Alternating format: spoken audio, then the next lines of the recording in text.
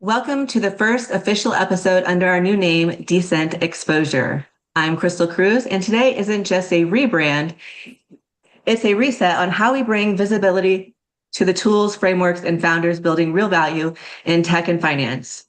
I'm also thrilled to introduce my partner and co-host, Dr. Jill Hillier.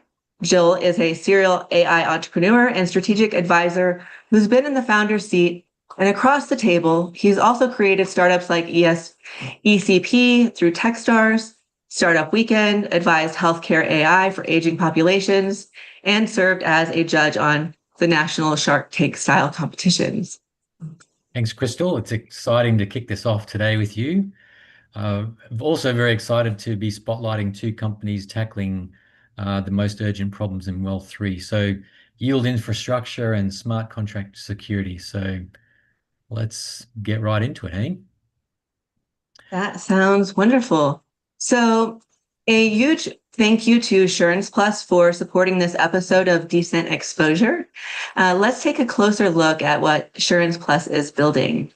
They brought reinsurance, the same high yield asset class used by giants like Berkshire Hathaway, onto the blockchain. Last year's DeltaCat RE token delivered a 49.1% return, and they're just getting started. With SEC compliant asset-backed digital securities, they're making institutional grade yield accessible with as little as 5,000. Joining us now is Jay Madhu, CEO of Assurance Plus. Jay, are you there? Hey, Crystal. Yes, absolutely. And thank you so much for having me on the call. Apologies, camera seems to be giving me some trouble. No problem Can you hear me? whatsoever. Yes, Yep. we can hear you. No problem. Let's start with what makes tokenized reinsurance such a unique opportunity? Yes, absolutely. So reinsurance, what is reinsurance, right? So reinsurance is, as an example, Berkshire Hathaway, Lloyd's of London, those are examples of large reinsurers. We are one such reinsurer, but obviously much smaller. Reinsurance is an asset that anything that is involved with insurance.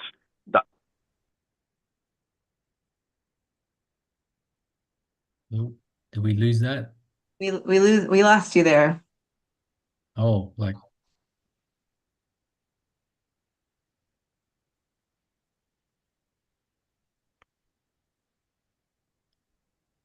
I, I lost you there for a second. Can you see me? Am I back?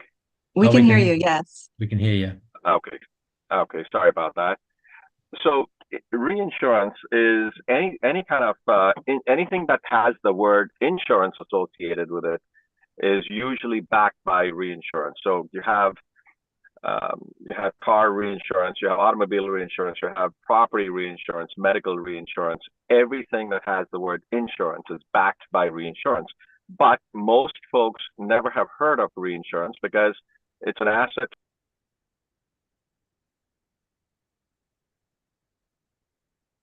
Oh, We lost you, Jay. We are. oh, there we go. That's magic.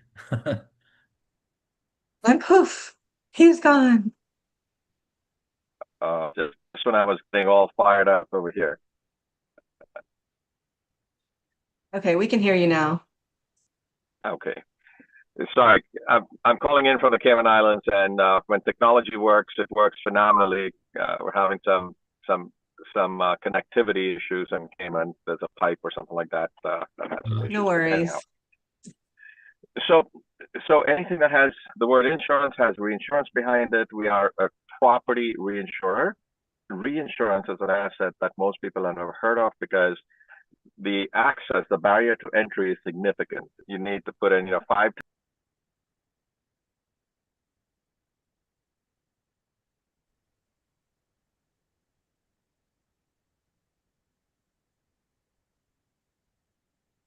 We lost you again. The Cayman Islands. There's a lot of crypto related folks living in the Cayman Islands. While we're waiting, Crystal, do you want us to, others on here who kind of understand reinsurance to explain it? I'm sure we can't explain as well as Jay. That would be great. Yeah, Thank you. as a weird aside, my wife is COSEC for one of the largest Lloyd's syndicates in London. Very interesting. All right. Where is she, Greg? Bring her on, man. She's currently at the store. And as a different funny aside, Abe's background before we started Fidesium was in one of the big insurtech waves of the last run. Oh, wow. Really? Yeah, yeah. So it's an area we understand actually quite well. Very cool. Very Adam, cool. would you like to give it a shot? Sure.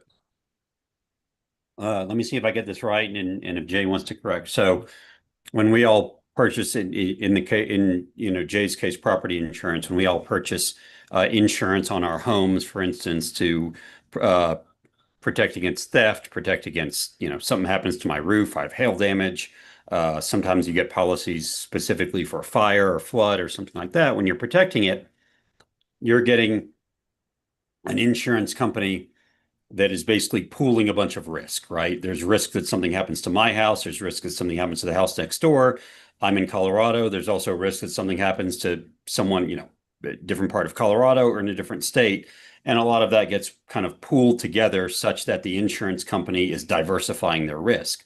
Where they go to reinsurance says that, okay, we don't want to take on all this risk as the insurance company, as this pool of capital. We want actually someone else to take some of that off of our books and off of our heads. And therefore, there are reinsurers that will take some of that risk away from insurance company number one, and then they're diversifying out.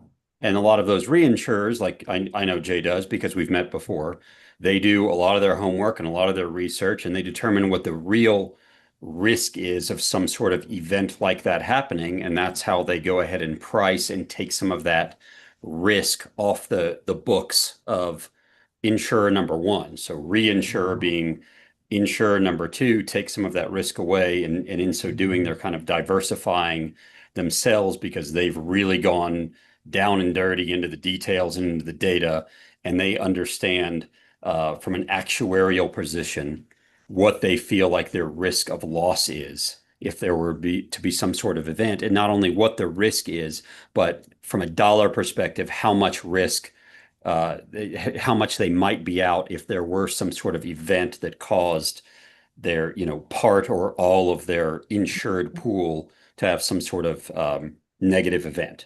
Did that kind of sum it up? Clayton, did I get it? A little bit, kind of? Absolutely, Adam, and Okay. thank you for talking about that. It's phenomenal. Sure. And I think where Jay was also going, like, and I'll let you jump in here, Jay, but the idea of both insurance and reinsurance is, for the most part, this has never been an asset class that any of us were able to invest in, right? It's a capital pool that's usually open to the insurance companies and large institutions that are able to invest into the capital pool of those large insurance companies. But for you and I, for any of us, it's not a capital pool that's ever been open to us, right? And we know that insurance companies make a tremendous amount of money. And not only can it be a capital pool where we could potentially earn a good yield, but it's a diversified it's a diversified capital pool, right? It's a diversified investment. So it has no correlation to the economy overall. It has no correlation to the housing market. It has no correlation to a lot of different other investments I might have. And therefore, now with the advent of, with crypto and technology and blockchain and such, that's one of those capital pools that's now being opened up to more investors that they didn't have access to before. Yeah, very well said, right? So it's the way we write our reinsurance, we reinsure properties. The majority of our business is in the southern part of the United States. The major risk is hurricanes. Now, one would think every time you see, during hurricane season, during rainy season, there's a lot of information out over there. People are boarding out their homes, running for shelter, and all this other stuff. But the reality is, it doesn't happen that often, and you typically need a Category 3 in order to do some significant damage. There's a tremendous amount of data that's out over there that says this is something that doesn't happen very often, and when it does, it goes bad in a big way. But majority of the times, nothing happens, and when it goes well, it goes really well. 82% of the time, the wind doesn't blow, and the other 18% of the time, when the wind does blow, it may or may not be catastrophic to insurers or reinsurers. In the state of Florida, 45 cents out of every dollar that an insurance company takes in, they pay out towards reinsurance. So it's a really chunky business, right? And the next thing everybody should be saying, how do I get a piece of that 45 cents? Well, the way you do that is start a reinsurance company. If you can't start a reinsurance company, invest with one. And that's exactly what we're doing. Assurance Plus, we go out, raise capital, issue a tokenized security. It's currently on Avalanche. That money is downstreamed into our reinsurance company. And it follows the fortunes of the reinsurance contracts that we take. Somebody with as little as $5,000 can get a seat at the table in this multi-million-dollar investment strategy. sure. So mechanically, logistically, Jay, how does that actually work? So do you say you just take a bunch of money from investors and then you tokenize it and then you release it onto, say, Avalanche or whatever blockchain? What's the logistical process that you go through in terms of staying compliant regulatorily, and how to act, how does a retail customer get access to that, versus an institutional customer? And what sort of customer profiles are you seeing jumping into this space? Yeah. So the customer profile is Reg D. The way we do it is Reg D in the US. So accredited investors in the US, non-accredited outside of the US is totally fine. The reason for that being, we are a publicly traded company.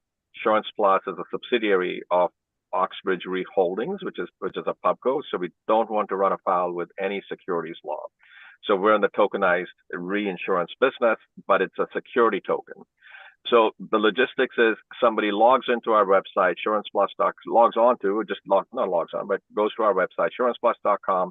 They go down to one of the drop downs. It says invest now. They click the button. It takes it to our partner site, which is securitized. AML and KYC is done in under 3.5 minutes. They choose which token they want to go into. So the token is almost like a cat bond, right? The investment vehicle.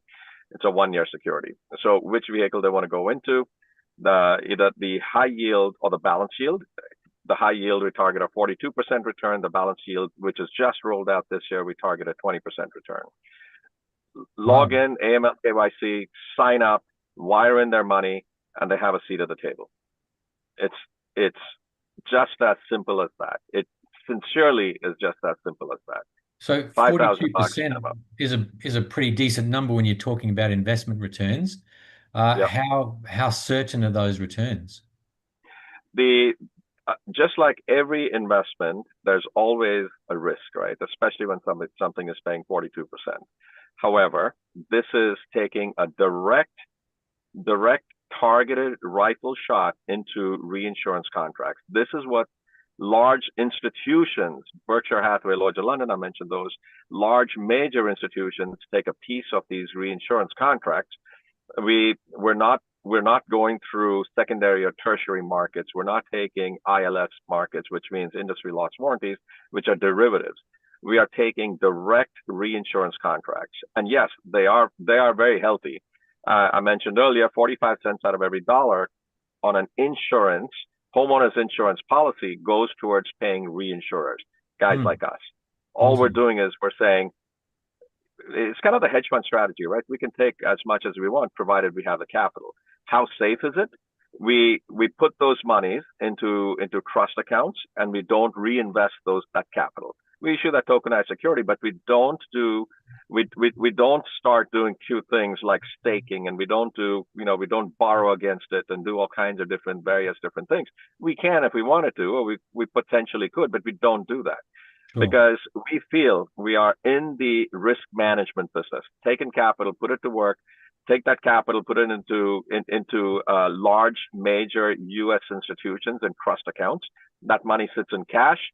It's ready, willing, and able to administer any kind of contractual obligations that might come through. So when an investor puts in money, they're not taking market risk. We write 1-to-1. We don't put any leverage against it. It sits in cash over there. We don't do anything. We don't do any financial engineering or what have you, even though that's a bad word, but people do strange things. Put it to work, reinsurance contracts, barbell their portfolio. If somebody has portfolio in various different things, they would have never had access to these things in the past. Now, someone in any part of the world can manage their risk through either a high yield or a balance yield, compliance, publicly traded company, total transparency, publicly traded company, and it's on blockchain. Interesting.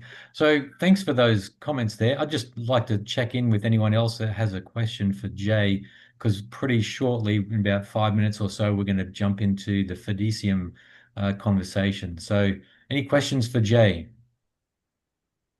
Actually, I have one. So Jay, you didn't explicitly cover it. So you parking the cash to the side does that count as your reserves, or how is that regulated for you guys now that you've tokenized it? Yeah, no, excellent question, right? Because that goes totally in lockstep in compliance and transparency. So what we are is a fully collateralized reinsurer. What does that mean? It means if we take on a reinsurance contract, we need to have that amount of cash, USD, right? Not anything else. It needs to be USD. We need to have that amount of cash in our reserve. So if we write, 10, 20, $50 million contract, we run a $50 million contract, we need to have 50 million bucks in cash. And that cash sits in those trust accounts, which is not then turn around. We don't reinvest that cash. It just sits over there in cash and works towards the contracts. Interesting. Any other questions for Jay? All right. Well, Jay, how can Okay. people Go get ahead. in touch with you if they want to have a conversation outside of this? Yes, so I'm on all the various different fund mediums. There's Telegram, there's various different things. But if you Google my name, you'll find it with Assurance Plus or Oxbridge. There's a contact us section. You can go on there, or my Telegram is at jmadhu, or just Google the company or Google my name. You'll see all my info, right? I'm always absolutely available to chat with folks, provided it makes sense. I just hate talking to those guys from Nigeria that want money. Right. But Good. lastly, let me just leave you with one thought, right? So usually somebody says, where do you look at the company? Where do you see it going, and so on? So we have publicly stated out there, Assurance Plus is looking forward to bridging the gap, or bridging that whole gap between blockchain and the SEC. Where in short order, we hope to spin Assurance Plus out as its own publicly traded company on the NASDAQ, bridging that gap. And we're steadfastly working towards that. So look us up, assuranceplus.com or or oxbridgere.com. We're publicly traded OXBR. Excellent. Thanks very much, Jay. Interesting. Yeah. Thank you. Yeah. Very interesting, very impressive as well. Thank you, Jay, again for sponsoring this episode. We appreciate it. Now, let's shift gears. In 2023 alone, over 3.8 billion in Web3 assets were lost due to outdated static audits. Enter Fidesium. They're delivering real-time automated smart contract risk monitoring to help developers build fast without breaking things. Joining us is Greg Bach and Abe Polishchuk. How do I pronounce that, Abe? I tried. Polishchuk. Yeah. Oh, I was pretty close. You were All pretty right. close. Very, very cool. All right. With that, let's start with, what's broken right now about the Web3 handles audits today, and how are you guys fixing it? So I'd say there's three real problems. So the first is because they are manual, they are far too slow. Blockchain, everything, especially given with the AI revolution, everything's moving faster and faster. And the time to get an audit, the scheduling, making sure people are available, and the time to serve is a real bottleneck for projects launching. The second one is because of all that manual work, the cost to serve is through the roof. And because of those two issues combined, it means that they are not happening often enough so that, to some of your stats you talked about, only about 5% of all contracts on the blockchain have ever been audited. Only about 2 or 3% have a recent audit, and 95% go completely unmonitored. So what you're dealing with New exploits are coming out all the time. Counterparty risk is a very real thing. The hackers do not stay idle.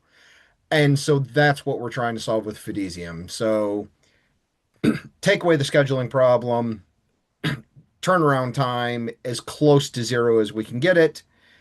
And by accomplishing those first two, then we can attack that price point so that new entrants into the market, new projects on the blockchain can afford to deploy secure code. Interesting. And yeah, that's So the that's auditing about it in a process, nutshell. your stat about 5% of companies, is it mandatory for them to do that? How are they getting away with not being audited? Like what's that all about? Um, so it's slowly changing. The centralized exchanges for certain, the decentralized exchanges and some of the larger dApps are now starting to require projects to have audits before they will list or Mhm. interface with them. But it just has not been the case in the past couple bull runs. And because of that, you know, crypto's crypto's favorite hero is the degen. The degens are very risk positive people, and they're getting away with it because they just, well, we might not, so they just fly by the seat of their pants and take that risk. Interesting. Is But it because as there's crypto not goes enough up, auditing that's got to firms? stop. Oh, sorry. Is it because there's not enough auditing firms or people don't know how to do the audits, that they don't get audited? And maybe it's just because there's a lack of availability of capability.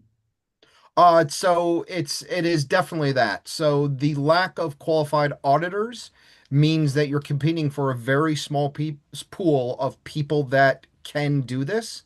Because there is a small pool of people talented enough to review these contracts, the price goes astronomical. So it's kind of this double-edged sword Mm, of availability versus cost. got it. Crystal. I, and Greg, I have to agree with you, right? Because even though we're a public company, even though we have PCAOB audited financials, which every public company needs, which is the same thing as an Oracle. When we're doing what we're doing now, we are starting to go more into the Web3. We're a Web3 company, so on and so forth. But what we were missing in the past, and now we're working through that, is we kept hanging our hat on. We have a PCAOB audited financial. However, in this business over here in the Web3, you have to have an Oracle. You have to have somebody audit this thing over here. So what you're doing is spot on. 5%, less than 5% are doing this, and that's no good. So this business needs more of you. Sure. Oh, thank you, Jay. Crystal, you had a comment, and then we've got a question from Jacob. Yeah, absolutely. I was just going to say the same thing that Jay just said, that we need more of you. So we will go ahead and go on over to Jacob. So you can ask it. Otherwise, I'll ask it for you, Oh, Jen. I have it in the chat here. So, Sure, sure. Jacob was asking, an audit is intended to assess security exploits of a smart contract. Is it possible to have a bulletproof contract incapable of penetration, or is it necessary to occasionally re-audit your smart contract to ensure that it is fully secure? Effectively, does the evolving of the technology provide the possibility for new security breaches? So I'm going to let Abe jump in on this one. Yeah, so thanks. Fundamentally speaking, cybersecurity is a permanent arms race, right? There exists counterparties out there whose job is to attempt to hack your smart contracts. So the really, really short answer to the question is that even in the absence of any changes to your code or your deployments or your team, uh, periodic reaudits are probably a good idea, just based on that. Now, on top of that, in practice, a lot of smart contract companies out there actually do run dev teams and treat this more like a live product. They'll have proxy contracts or redeploy changes to their contracts, their chains, their whatever. And that's really where traditional audit houses fall flat, right? Because if you're looking at a 6-month tender process before you get served with an audit at 6 figures for the audit, for a lot of businesses out there, that's just not a viable solution, right? So people end up going to market without an audit, or they get an audit and then they keep building and they release new features without a further audit, right? We break the cycle. We bring in basically automation and we treat the smart contract as what they are, which is software, and run traditional cybersecurity analytics against them the same way that a lot of Web3 businesses will do. You know, we look at the code, we look at how it's running, we do logical flaw analysis, all of this at point of GitHub inside the developer flow. Which means that every time your developers make a change, you are effectively getting a re-audit with Fidesium. Interesting. And so when we see what you're doing now with Fidesium, how big an impact are you expecting to make in this area? I mean, our goal is to be very transformative.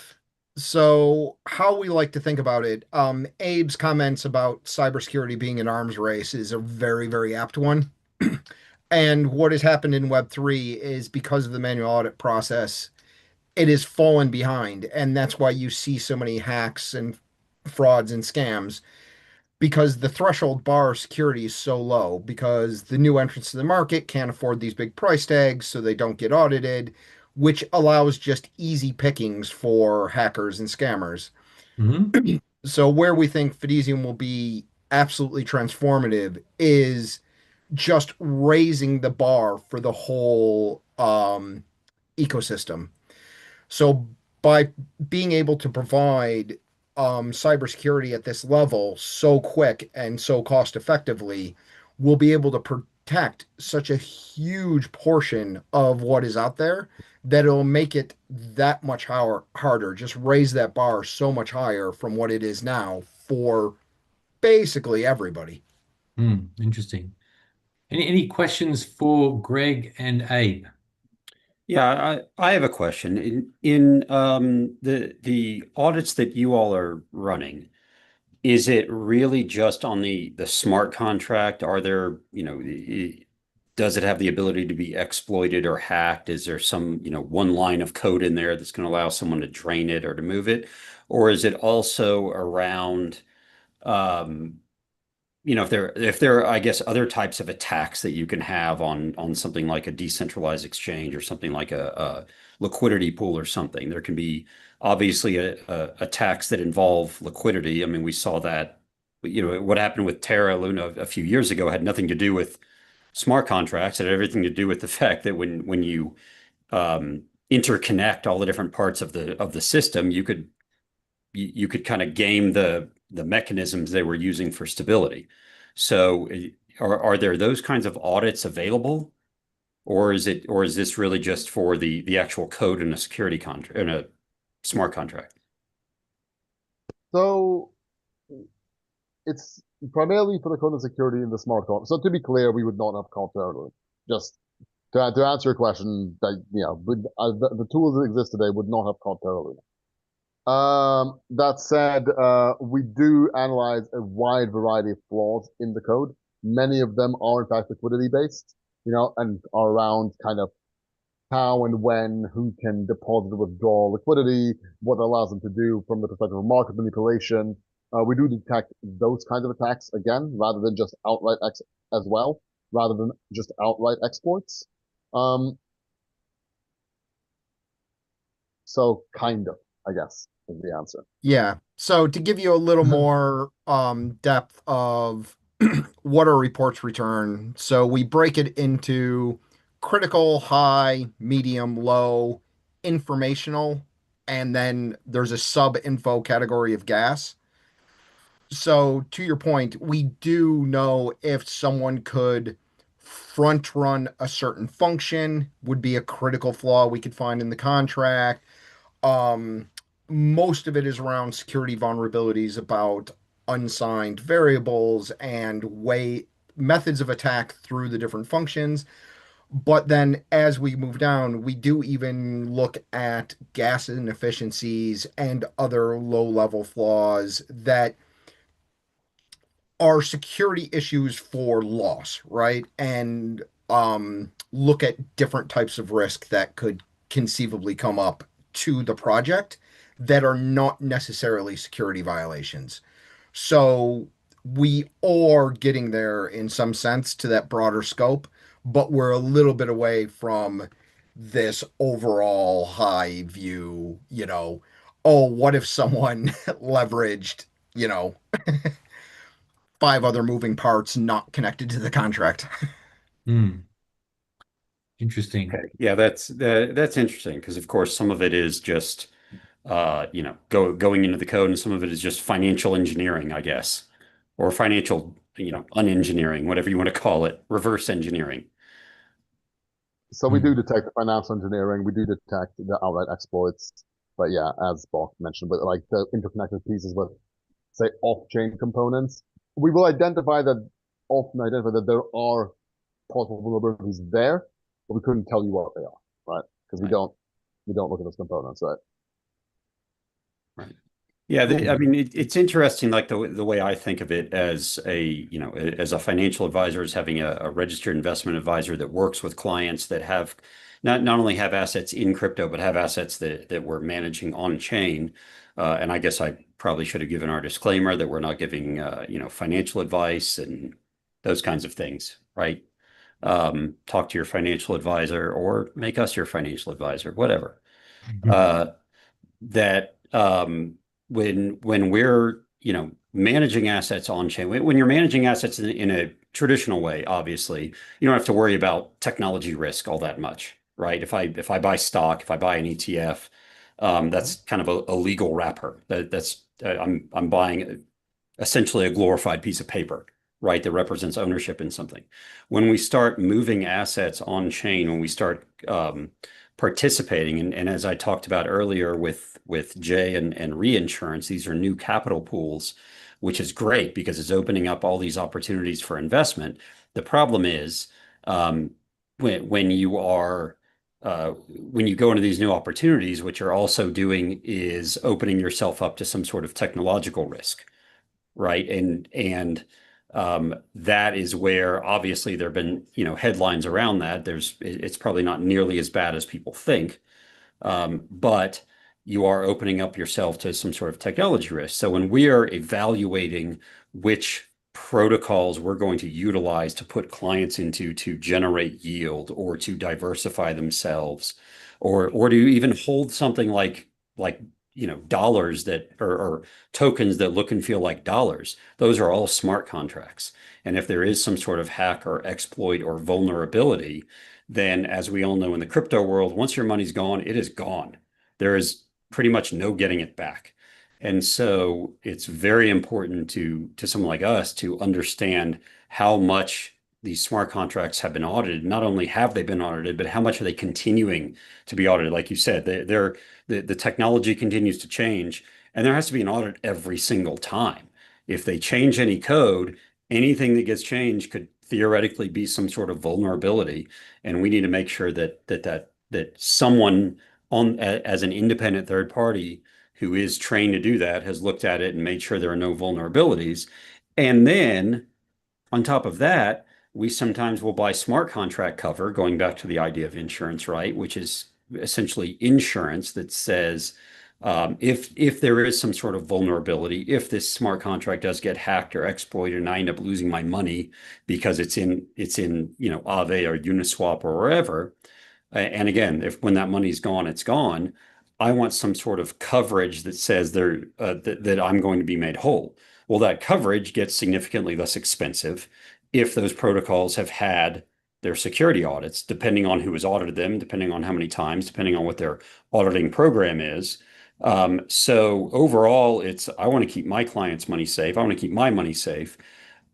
I know there's always technological risk, and therefore I want to insure away that risk. And if I can do that for a lower price because they've been audited, I'm going to go ahead and do that. Yeah, that's actually an important part, another important part of Fidesium that we haven't covered yet, but kind of going back once again to Abe's background in InsurTechs. Another thing Fidesium does is we mint the audits as NFTs Ah, every time one comes out, so that we can also provide a provable, um, auditable yeah. audit history in machine readable format of their Incontrovertible security proof that posture. it actually happened. Yeah. That's very cool. There's a question from Jacob. He's asking how effectively can an AI agent conduct a full smart contract audit, and what makes Fidesium more thorough over a well-trained LLM? So, I mean, look, an LM can obviously do a job at conducting a smart contract audit. Um, and it finds a bunch of stuff. Depending on who trained it and how, exactly what it finds will vary. There's a couple of problems with using LLMs as your primary auditor. Um, One, they hallucinate in both directions. So they miss stuff that isn't there, and they miss stuff that is there, they find stuff that isn't there. Obviously, that's a problem in kind of a Just a little high, bit. what's the word I'm looking for? In a high precision field like Yeah. cybersecurity, right?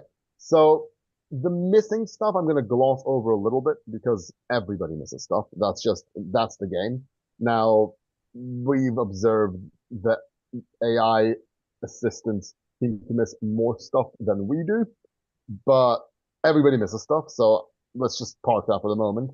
The Hmm. problem is as well that they tend to find a lot of stuff that isn't real. And while if you're a kind of sole developer hobbyist, you're looking to deploy token on chain on the weekend for fun, that's kind of fine.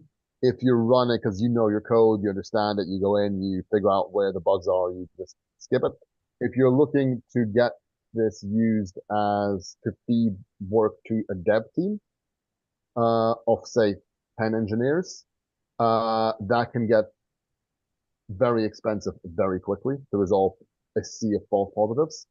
And if you then want to use that resulting audit as some kind of proof point that you share with your community, your investors, your partners, a sea of false positives is just unacceptable.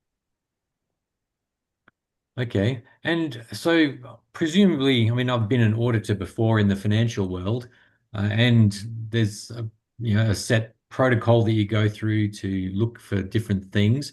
And often, as an auditor, you're not really entitled to go looking at anything you want. You go looking specifically for things in order to satisfy whatever the audit expectation is. But yeah, is there something the same with what you do in your audits? How does that work? What does an audit So, look like? so fundamentally, so the way that audits in this space have historically looked like, let's start there just to kind of explain what it is we're replacing, right? So historically, what that looks like, an audit, is that you contract a team of typically engineers to effectively read your code, right? They spend some time, typically measured in weeks, with your code. They might try and run it, try and break it on their machines, whatever. But fundamentally, they're devs. Um, so our tool operates much the same way, but it automates much of this process, right? There's a lot of techniques that are kind of quite old in the cybersecurity space. I mean, really, they go back to like the antivirus systems of the 90s.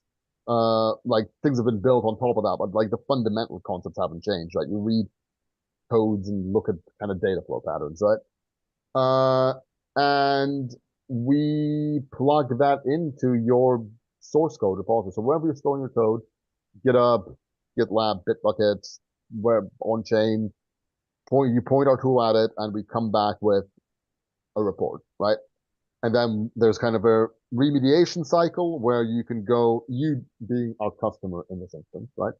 Where our customers can go through a cycle of acknowledging some issues or, marking them as ignored, disputing them with us.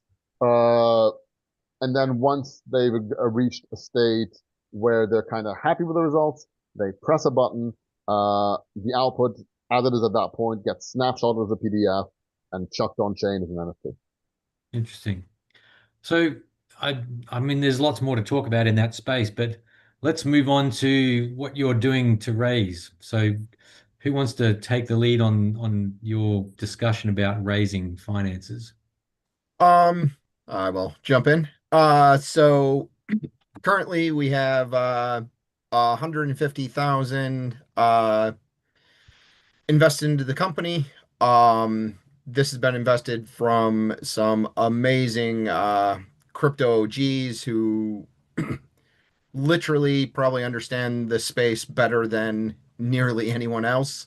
One of our investors is an original Ethereum dev, one of the people who built ETH, and the other is one of the largest funds investing in crypto, one probably the first ones around. Um, so yeah, we're looking for kind of that caliber. Like our ideal investor is somebody who's passionate about the space, really gets it, in it for the long haul, and an eye to security and risk would be a huge plus for us in our com. Cool. All right. Greg, how have you all been funded to this point? For the first year and a half, we were completely bootstrapped. We went through a couple pivots. Um, Funnily enough, to Jay's Jay sponsoring this episode, we had a stint where we were doing a lighter review of the smart contracts and also looking at some other on-chain factors. And there was a point in time where we were actually looking at producing a technical underwriting price of the risk of purchasing the asset. And we thought about offering insurance like per trade at point of interaction. Um, that as Jay also mentioned, the amount of capital you need for the underwriting pool is an immensely large number. So we moved on to where we thought was the next best place we could help, which turned out into kind of solving the broken audit system. Okay, thank you. Yeah. And then you So mentioned, what's next, real quick? I'm sorry, go Crystal. ahead. You No, you're you fine. raise you raise the money next, then what? Like what does growth look like? Is it bringing on more tech engineers? So yeah, in the initial flush, we're looking to raise 600 to a mil in total. The the first couple steps are a few more engineers to help Abe and really flesh out and backtest the algorithm against known contracts. So basically give ourselves a provability of what we find and what we don't find. Uh then past that is marketing and onboarding. So we are just about to launch the self-service version of our tool so that you can just come to our website, sign up, connect your GitHub, and everything happens without happening to talk to either Abe or myself. And How, mu- just trying to remove as much friction as humanly possible from the audit process. Nice. How much is it equity that you're giving for the 600,000 to a million? Yes, this is an equity play. Tokenization. We looked at tokenization and doing some kind of um, thing there, and tokenomics to a traditional B2B SaaS program just did not seem to fit. It always felt like a bolt-on token for token's sake, and that is not what we're about. I Hmm. heard that you are looking for someone in your first initial phase to help Abe with his process. I'm curious if you've thought of bringing on another developer in exchange for equity. Yeah, definitely a possibility if we found the right developer. No matter what, I mean, we're an early enough stage. Part of our compensation package will be definitely options in some flavor of level. Um, we'll be creating option pool as soon as this round comes together. For the right developer, yeah, there could be a significantly bigger chunk. Got it. And then you guys are currently making money. Yeah, we just hit 40K ARR, and we expect that number to go seriously north once we get the dashboard open to the public. And what's your valuation at? Current valuation is sitting at 5 to 5.5 mil. Negotiable. We've signed up. Our first investors came in at ASAs, and the number talked about was 5 mil. I love your mindset, the way that you're willing to kind of go with the flow and do what needs to be done to build your company. That's really important. And you're not starting out with a super high valuation, which turns investors off as well. Joel, do you have questions? Yeah, is there a minimum ticket size? I'm not sure if I missed that already. We'd like just for the cleanliness of the cap table, we'd like to keep the ticket size 25K or above. But if the smaller tickets are willing, over here in the UK, there's an instrument called the roll up that allows us to roll up the smaller investors into basically an unassigned syndicate. So we could handle Cool. less, especially if we like the investor. Sure, sure. And That's do interesting. you also anticipate bringing on a board position with an investor with the large enough ticket size? With a large enough ticket size, we'd be happy to discuss a board seat. This is really our pre-seed round. Most the institutional, VC investors we've talked to have not been interested in a board seat at this point, but it is definitely if someone came in and filled up the round, we'd be happy to talk about a board seat for them. Sure, sure. And what sort of investors are you seeing pay interest to you? Is it family offices? Is it VCs? Is it angel investors? Or what are you look? What are you seeing? Angels and VCs seem to be the ones we're getting the most calls with and setting up the most talks to. Family offices we have not seen uh, a bunch from, but I think family offices who are interested in Web3 tend to be, I think, a little bit fewer and far between. Hmm. In my personal experience. Certainly with my last startup, we raised through Series A and then exited to private equity, but we were a very boring B2B SaaS business. Um, Sounds like one of the best ones. That's what people usually need, a it boring was all B2B right. SaaS business. Yeah. And geographically, where are you seeing interest financially stemming from? So our current investors are split between Europe and the US. But no So UK. the bulk have been Europe, but we do have a couple from the US in. Hmm. And the UK is not playing ball with you, huh? Um, actually, there are a couple of small investors from the UK. Sorry, Okay. Sure, I sure. was lumping that in. In I'm Europe. I'm I'm a bad Brit. I was lumping them in with Europe. Brexit, man. Brexit. Come on. So, interesting. Well, so for you, what happens now in the next 6 months if you don't get your money? Like, what's your pivot? Um, I don't think there is a pivot. So the dashboard will be open. We'll be able to onboard clients much quicker. We're going to continue to grow. There is honestly a land where we just keep on keeping on. Mhm. And it only is going to take us another 15 or so clients to be cash positive and paying ourselves. Another 10-ish clients past that gets us another engineer. And, it's just the compounding interest thing of these things flow. The Yeah. investment is because we think it is a prime time for an investment where we can deliver real value for anyone who wants to put in money. It Mm, helps us grow faster. And I think we've proven enough product market fit that we are interesting. mm.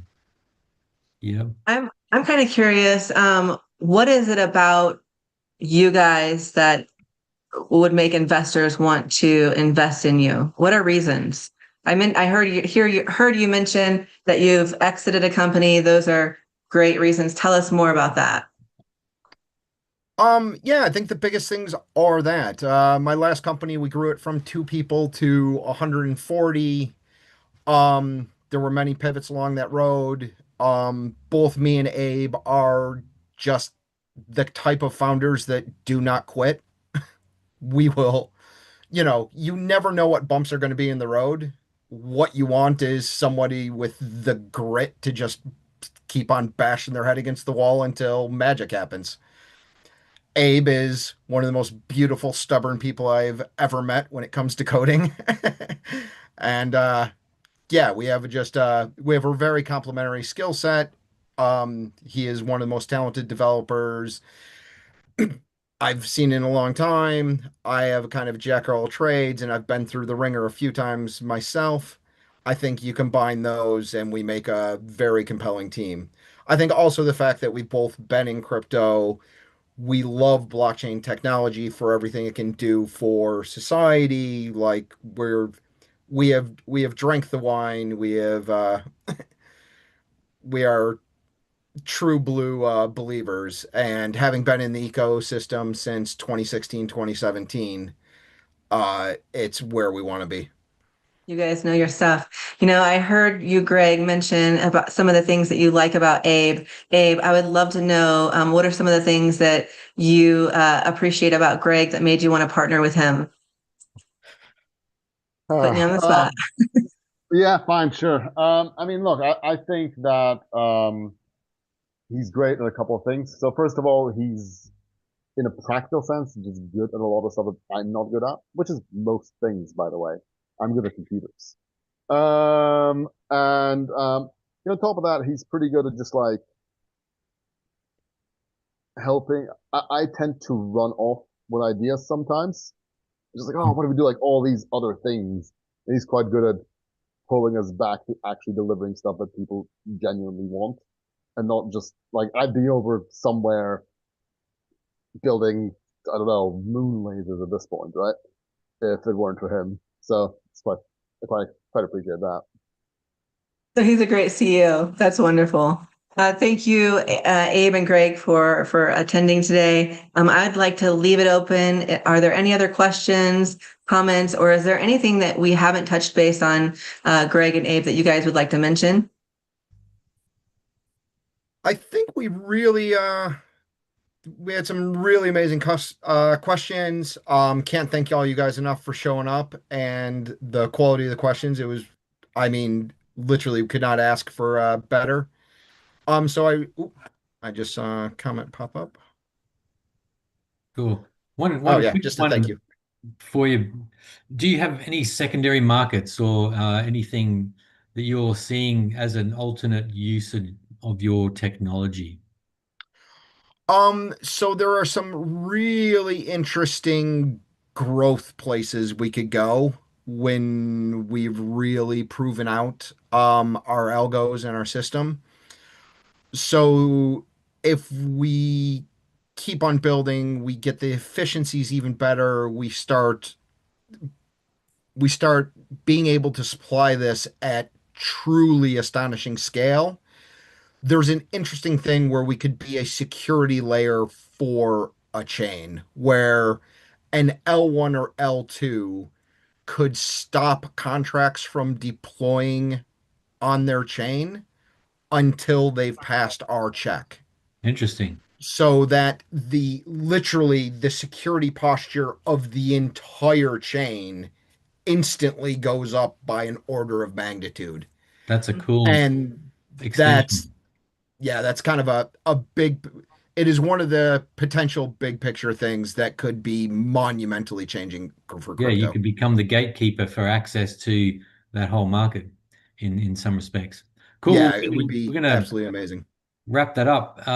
And so can we get Greg and Abe to share their contact details? How do we get in contact with you if people want to talk more? Yeah, so I'm gonna paste our emails in the chat, but they're abe@fidesium.xyz and bot@fidesium.xyz. That's probably the cleanest way. Cool. That's very Yeah, and simple. then absolutely feel free to jump us on LinkedIn. Both our names, I think, are the top ones, and it'll definitely say Fidesium in the LinkedIn bio, so pretty easy to find us. Super good. Thanks. Crystal, over to you. Yes, thank you guys. Before we close, I want to mention 2 upcoming events. Our private family office roundtable happening on June 10th, featuring Enclave Digital Wealth. If you're a family office, CIO, venture capitalist, or an advisor advising high net worth clients, reach out to request access. We do review everyone and we keep it quite small. With that, our next live stream episode is on June 27th, featuring ME3, which is redefining brand user dynamics through Gotcha Galaxy, an AI-powered engagement platform that transforms users into loyal, high-value members. With over 300,000 active users, 1 million plus monthly engagement interactions, and 70 plus brand partnerships, they're setting a new standard in gamified intelligent customer engagement.